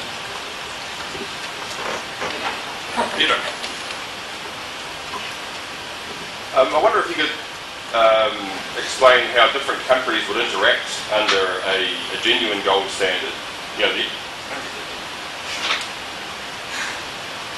I'm sorry, could you repeat that? Yeah, I'm just wondering if you could explain how different countries would interact under a real gold standard, especially with regard to in New Zealand especially, we see huge fluctuations in interest rates and prices and so forth, and how that would change under a real gold standard. And I guess a gold standard, if a lot of countries are on a gold standard, and if maybe only one or two were. I would say the tendency already starting. There is a gold coin, a bullion coin, the 1 ounce coin, which a lot of countries are already producing as a souvenir coin, as opposed to a standard. The United States calls it the eagle coin. Canada calls it the maple leaf coin. And then there is the Chinese panda. In Australia, it is, what is it? Kangaroo. Kangaroo. There you go. And lots of other countries. So this is a good development. Apparently it's not working.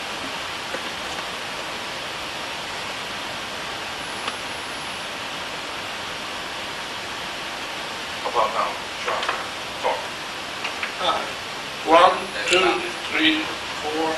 Sorry. Is it working? Yes, it is. Okay.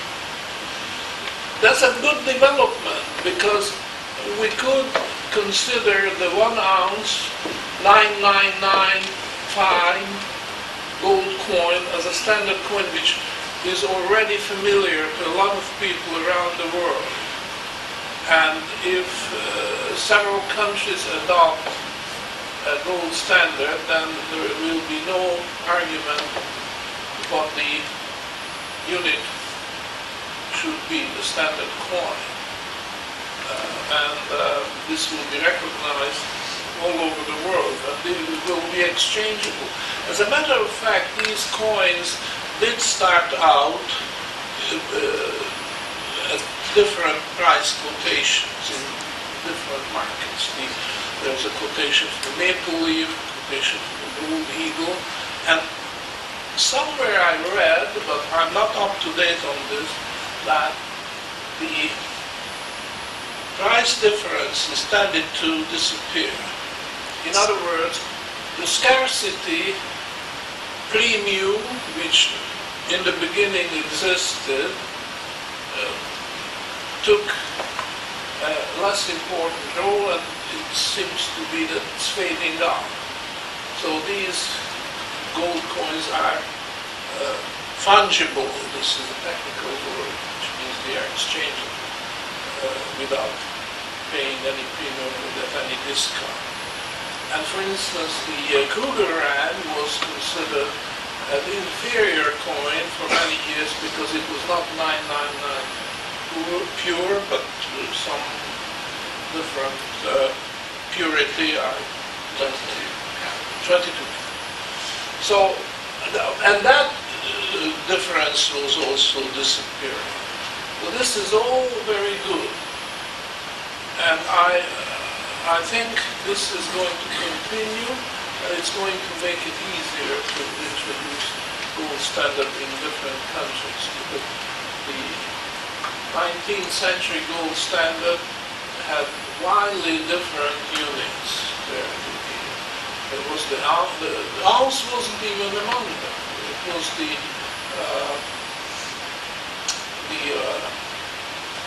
U.S. gold dollar, the British gold pound,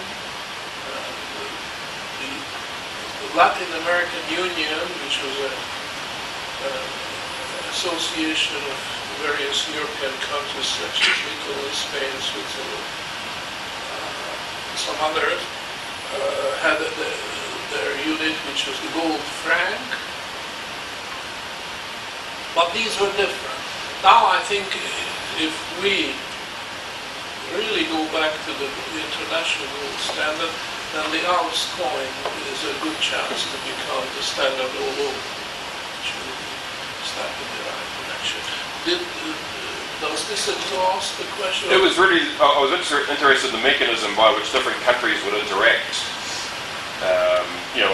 For instance, your views on David Hume's specie flow mechanism and so forth, if you're in agreement with that, or you see another way by which countries would interact. Particularly because in New Zealand at the moment, the way the monetary system is set up, our dollar fluctuates hugely, interest rates have a huge impact on how much money comes in, and changes the exchange rate hugely. So just in terms of what a gold standard would do to change that. Well, I think the ounce is a good choice, although people say that the gram is a better choice, perhaps, I don't know. But we could live with several different units, and it's possible that you have the gram on the one hand and the ounce on the other. I think it's quite hard to sort of talk about gold coin interaction without leaving out real bills, really. So you have to sort of juxtapose it with that and sort of say, well, with a fully developed gold and bill market, the interaction will be between various countries will be based on the differences in discount rates, rather than gold rates per se. Really. Also, we talked about interest rates. Interest rates will stop swinging around. Yeah. And the dollar cannot fluctuate because it's not a dollar. It's a mass of gold. So you find that interest rates sort of tended to be less volatile, I suppose, and they all approach a similar figure, more questions? Towards Edwin Vieira's end of the spectrum, where we've got all the transactions are done with gold in your hand. Two questions on that. One, how would we protect ourselves from gold-plated tungsten counterfeit coins? Gold-plated tungsten counterfeits. And the second question would be, would it be reasonable if we go from that extreme end of the spectrum, would it be reasonable to step back, move it back one or two steps towards the employer saying, I've deposited an ounce of gold in your bank account, here's your statement for that? Or does it have to be gold in the hand, literally? Well, to answer the first question, I'm not a technical expert. This is obviously a question to be handled by an expert who understands what counterfeiting, what the methods, various possibilities of new methods of counterfeiting is. So I don't feel competent to answer that. I, however, would like to point out that fighting counterfeiting when it comes to gold units is going to be easier than fighting counterfeiting banknotes. It should not be beyond the wits of modern technology to develop. Now, Archimedes, as you know, had the water test submerged the ground, which was supposed to have fake components, and from the loss of weight, he could calculate the specific weight of the thing and so on. Now, that is still a very good method, but we have all kinds of biotechnological breakthroughs, nuclear science, chemistry, all kinds of things. We have laser, which would penetrate, and we even have X-ray laser. I don't know it. Sandy? Yes. Yeah, I'm an engineer, and it's trivial to differentiate tungsten from gold. Trivial. Okay. The elasticity is way different. Gold is ductile, so if you do a simple bend test, I mean, think about it. You put a coin into a cheap vending machine, and it knows the difference between coin and a token. So that's not an issue. Okay. Now, what was the other question? The other question is, would it be reasonable if we start from Edwin Vieira's end of the spectrum, Oh, yeah. and then just bring it back a little bit towards proxies of gold? When Edwin Vieira talks about his concept of a gold standard, it doesn't exclude other forms of gold, even paper gold, or real bills maturing into gold, or transferring gold from one continent to another by having a warehouse on one continent and another, and then gold can be transferred with the speed of the light, because it's just an electronic transfer, because these warehouses are in a clearing and green.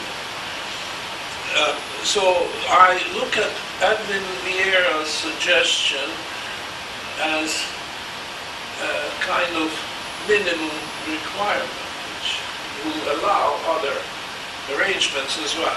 The minimum requirement is, however, that gold should be able to pay wages. And this is important because we are going to talk about real bills in one of the next few sessions. And then you will see that the real bill circulation is very much like water circulation in the atmosphere. Originally it comes down as precipitation in form of rain or snow, and then it spreads, does its fertilizing job and other good effects on the surface of Earth, and then goes to the oceans through the rivers, and then from the oceans it evaporates and forms the clouds, and then the cycle starts again. Now, the same thing with the real bills. And there are certain phases of this cycle which are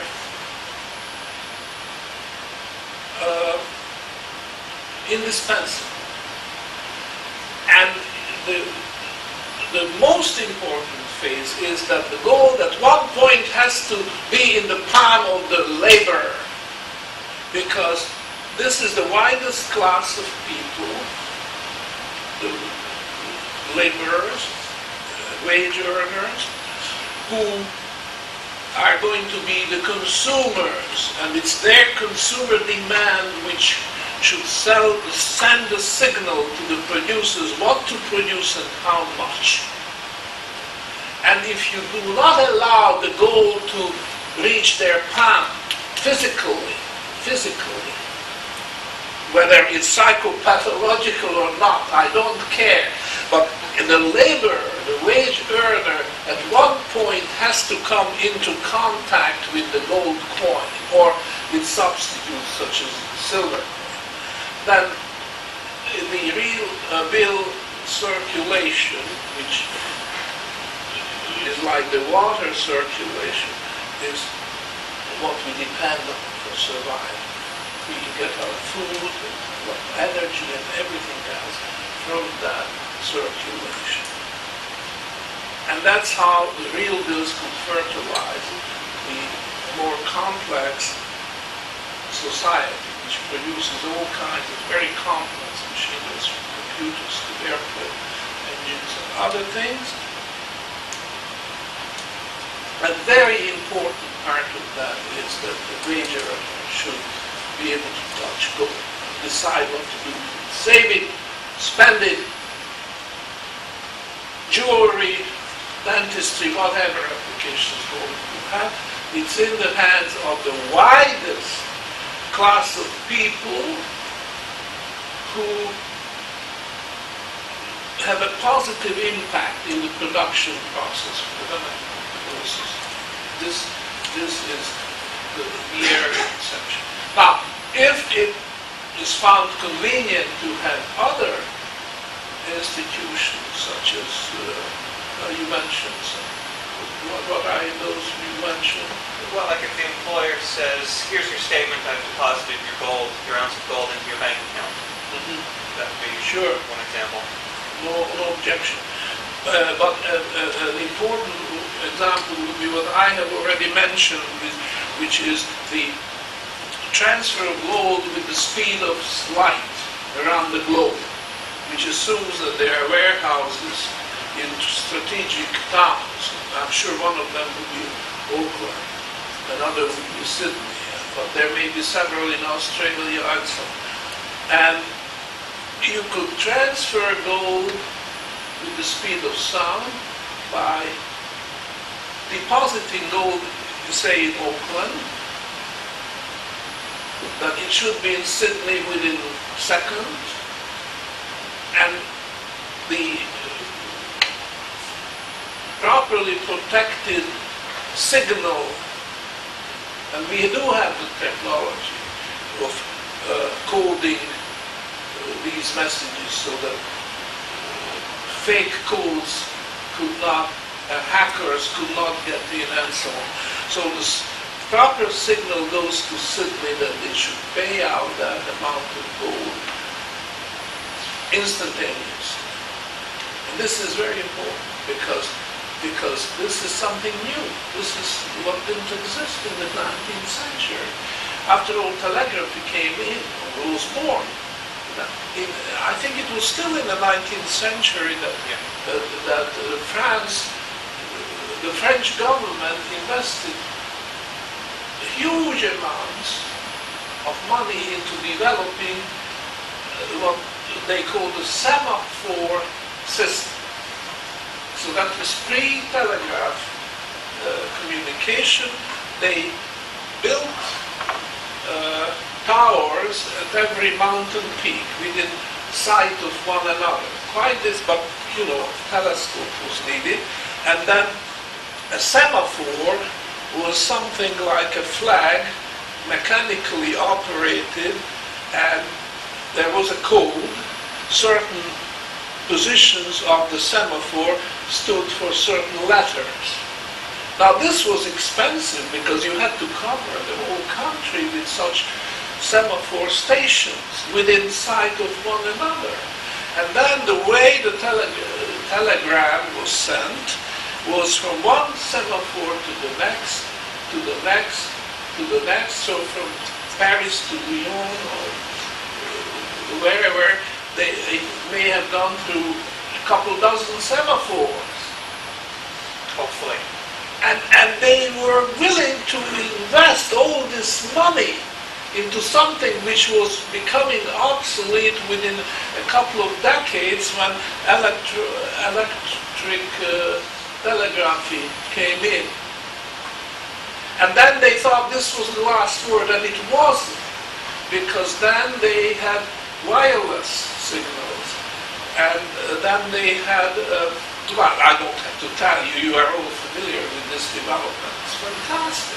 But just imagine the amount of money the French government spent on semaphores, which are now a relic. You know, they are still there, I guess. You can visit them and touch them, but they're quite useless. Nobody would think of sending a message. Now, the same is happening in gold. In the 19th century, transfer gold was a bit of a problem because of security, you had to have insurance and this and that and that. It was expensive. But now, with something what I just explained, this is within reach. Yes. Well, just to comment on the French, it's interesting within the last several years they've been the principal financiers of the new second generation Globalstar and Iridium satellite networks. So for global satellite communications, That's right. the French are somewhat That's right. on the leading edge. It's fantastic, you know, what we've gone through, and you know, this is, we don't know where it will develop in the future. But obviously, this is all for the good. Instant clearing. I told you about the float yesterday. The float, which is the volume of checks in the process of being cleared, is a problem because it makes check kiting possible. But with an instant transfer of gold, the check kiting could be stamped out completely, except that the government retained the right of doing check kiting between the central bank and the treasury. Any more questions?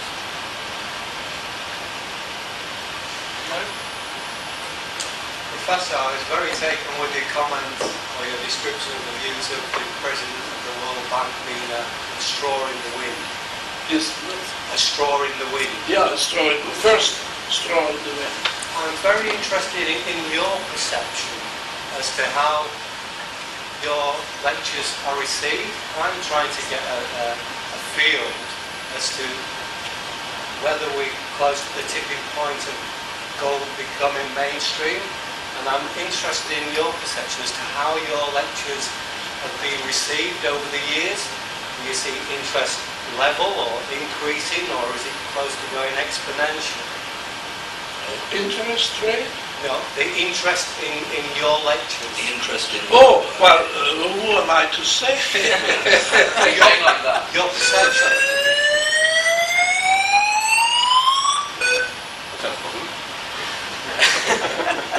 Could I address that? The first session in Hungary, Budapest, there were 7 people. And not all of them paid, you know. I had to invite quite a few on the house to reach that number. So it is growing. How long ago was that? How long ago? In 2008, in August, just when the first cracks were starting to appear, and the thing was seizing up, the system was seizing up, and some of the people who came, one of our people from Vancouver, Canada, brought maple leaf coins in his pocket just in case. And And if I may address your question, all these transfers of gold are wonderful if you trust them, if the trust is built up. Is it really there? Is it really allocated to me? Or is somebody going to grab it? Or are they just faking it? And that's why when it's in your hand and you know it's gold. And part of that trust is also dependent on the paper proxy for the gold being issued on a one-to-one basis of the gold that's held by whoever is issuing the paper. Well, in this kind of transfer, it's not a proxy. It's just assigning that particular quantity of gold from one owner to another. It's changing numbers. There's eGold is out there doing a similar service. The question is, do you trust it? Does everybody? And if enough people come to trust it, it'll work. Otherwise,